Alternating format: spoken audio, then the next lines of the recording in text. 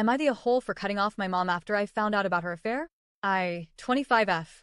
Never had what you'd call a close or nurturing relationship with my mom. 43F. Honestly, our bond always felt more like an obligation than a connection.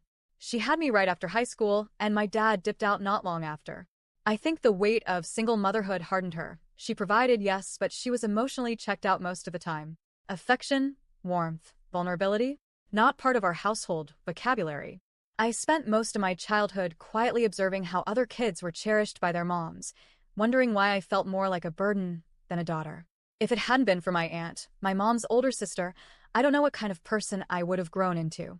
My Aunt Nina, 47F, is the closest thing I've ever had to a maternal figure. She would let me stay over her house when my mom needed a break. She came to my school plays, science fairs, and even took me on weekend getaways with her husband and their 2 kids. She didn't just show up. She saw me, heard me, and loved me unconditionally. To this day, I still call her when I need advice or comfort. Fast forward to a few months ago, when everything crashed and burned. There was a family gathering. I wasn't able to attend because of work, but later that night I got a call from one of my cousins. What they told me didn't register at first. I kept asking, wait, what? Over and over. Apparently, during the party, Aunt Nina had gone out to the backyard and found my mom kissing her husband. Not talking. Not hugging. Kissing. They didn't even try to deny it. They were so caught off guard they just stood there, and my mother admitted to the affair right then and there. They had been sneaking around for months. Aunt Nina was so distraught she locked herself in the bathroom and threw up from crying so hard. My cousin said it was the most gut-wrenching thing they'd ever witnessed. Imagine someone giving you years of love and loyalty only to be destroyed by the 2 people who should have had your back above everyone else. I confronted my mom the next day, and I swear to you, she had the audacity to try and explain it like it was some star-crossed lover situation. She told me she'd been unhappy for a long time and that my aunt's husband made her feel seen and alive again. That it was real love, and they never meant for anyone to get hurt.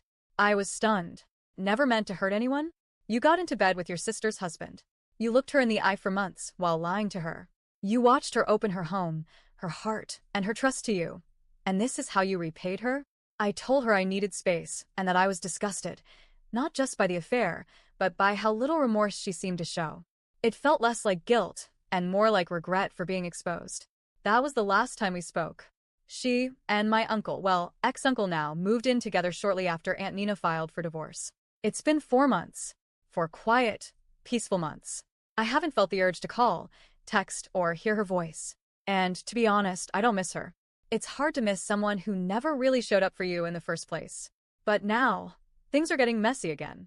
Lately, I've been getting texts and calls from relatives, some neutral, others vaguely guilt-trippy. A few told me my mom has been wanting to talk and wants to repair things. Some say she's been crying a lot, that she's realized she messed up, and she wants her daughter back.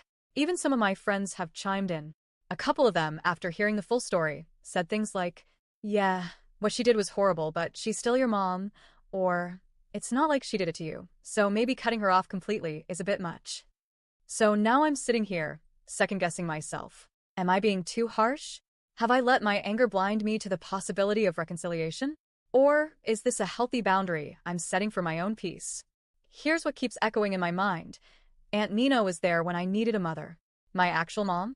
She chose to burn the only bridge I ever saw her genuinely try to walk across. She hurt the one woman who filled in the gaps of her failures. And how do you move forward with someone who betrays the very person that kept you from falling apart? Yes, people make mistakes. But not all mistakes deserve a second chance. Especially not when they're deliberate, prolonged, and self-serving. So, am I the a-hole for cutting her off completely?